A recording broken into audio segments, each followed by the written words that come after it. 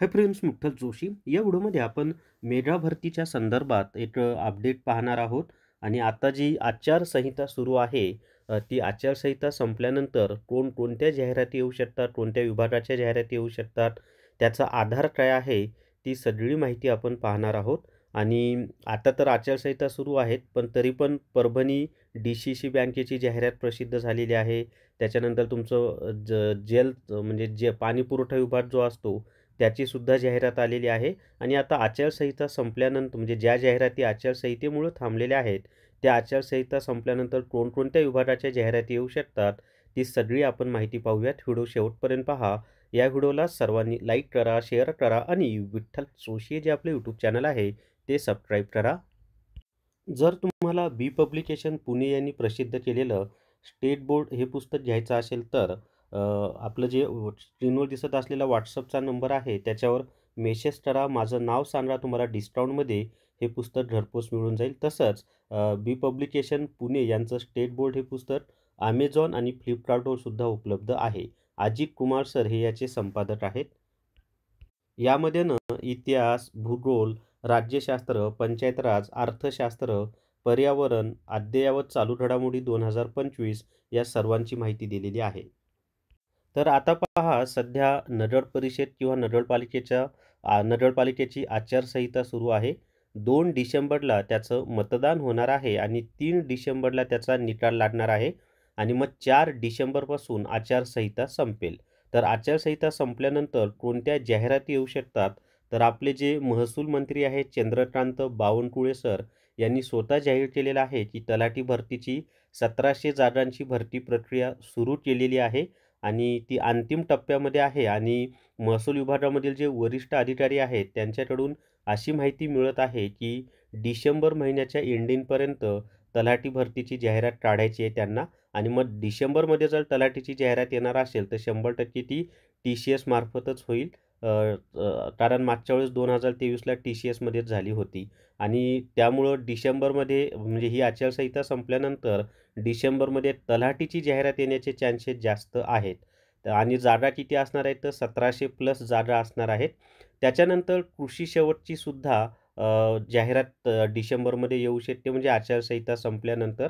आणि कृषी शेवटची परीक्षा ही IBPS मार्फत होण्याचे चान्सेस जास्त आहेत. जर डिसेंबरमध्ये त्यांनी जाहिरात काढली तर IBPS मार्फत ही परीक्षा होण्याचे चान्सेस जास्त आहेत. आता त्याच्यानंतर मोस्ट वेटिंग जी जाहिरात आहे, विद्यार्थी जून महिन्यापासून वाट पाहत आहेत, ती आहे सार्वजनिक आरोग्य विभाग. तर सार्वजनिक आरोग्य विभागामध्ये गट क आणि गट ड या दोन्हीची जाहिरात येणार आहे आणि त्यांची ऑलमोस्ट तयारी झालेली आहे. त्यामुळं आचारसंहिता संपल्यानंतर सार्वजनिक आरोग्य विभागाची सुद्धा जाहिरात येऊ शकते. त्याच्यामध्ये गट क मध्ये साधारणपणे 52 प्रकारची पदं आहेत आणि गट ड ची सुद्धा त्याच्यामध्ये जाहिरात येणार आहे.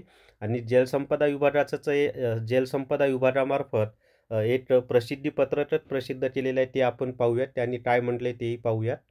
तर या ठिकाणी पहा, जलसंपदा विभाग काय म्हणत आहे की कनिष्ठ अभियंता स्थापत्य विद्युत यांत्रिकी या पदाचे सेवाप्रवेश नियम सुधारित करण्याची कार्यवाही सुरू आहे. सदर सुधारित सेवाप्रवेश नियम प्रसिद्ध होताच भरती प्रक्रियेची पुढील कारवाई सुरू करण्यात येईल, अशी त्यांनी माहिती दिलेली आहे. आणि ही कुणामार्फत, तर मिलिंद जो नाईक जे अध्यक्ष आहेत समन्वय समिती तथा मुख्य अभियंता जलसंपदा विभाग कोकण प्रदेश मुंबई यांच्या सहीनं हे प्रसिद्धीपत्रक प्रसिद्ध झालेलं आहे. आणि त्यांनी स्पष्टपणे ही पत्रकाच्या माध्यमातून माहिती दिलेली आहे की सुधारित सेवाप्रवेश नियम प्रसिद्ध झाले की भरती प्रक्रियेची पुढील कार्यवाही सुरू करण्यात येईल, असं त्यांनी स्पष्ट दिलेलं आहे.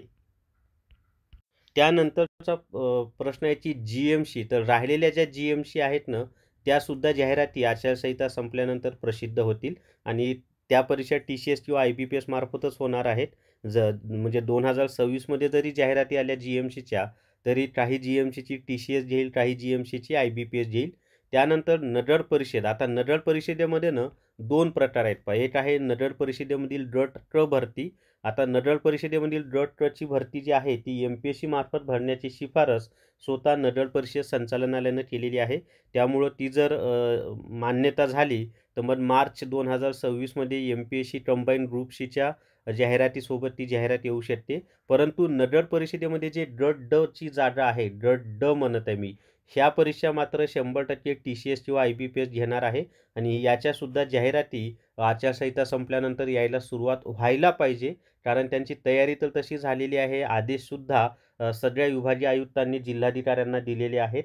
कारण ही जी नडळ परिषदेमधील ड ची पदं आहेत ना, ही जिल्हा पातळीवर भरली जाणार आहेत जिल्हा निवड समितीमार्फत आणि नडळ परिषदेमधील जी ट ची पदं आहेत, ती MPSC मार्फत भरण्यासाठी ऑलरेडी शिफारस केलेली आहे. ती मान्यता भेटली तर MPSCकडून त्याच्या जाहिराती येतील. तर अशा पद्धतीनं ह्या आचारसंहिता संपल्यानंतर तलाठी भरती, कृषी सेवक भरती, आरोग्य विभाग भरती यांच्या जाहिराती येण्याची शक्यता जास्त आहे. जलसंपदाचं जर त्यांचं नवीन सुधारित सेवा प्रवेश नियम तयार झाले, तर पुढची प्रोसेस सुरू होईल. त्यामुळे डिसेंबरमध्ये लगेच जलसंपदाची जाहिरात येणार नाही. नगर परिषद ड ची जाहिरात येऊ शकते. GMC ड च्या सुद्धा जाहिराती प्रसिद्ध होऊ शकतात. तर हीच माहिती मला तुम्हाला द्यायची होती.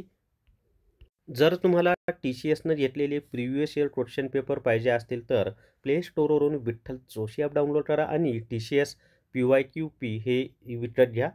300+ GST इतक्या कमी फीमध्ये आत्तापर्यंत 92 पेपर अपलोड झालेले आहेत. एका पेपरमध्ये 100 प्रश्न आहेत. त्याची उत्तरंसुद्धा त्यात दिलेली आहे आणि निश्चितच तुम्हाला आगामी परीक्षांना त्याचा फायदा होणार आहे. तर या व्हिडिओमध्ये एवढीच माहिती आणि अजूनही याच्यामध्ये पेपर भरपूर अपलोड होणार आहेत.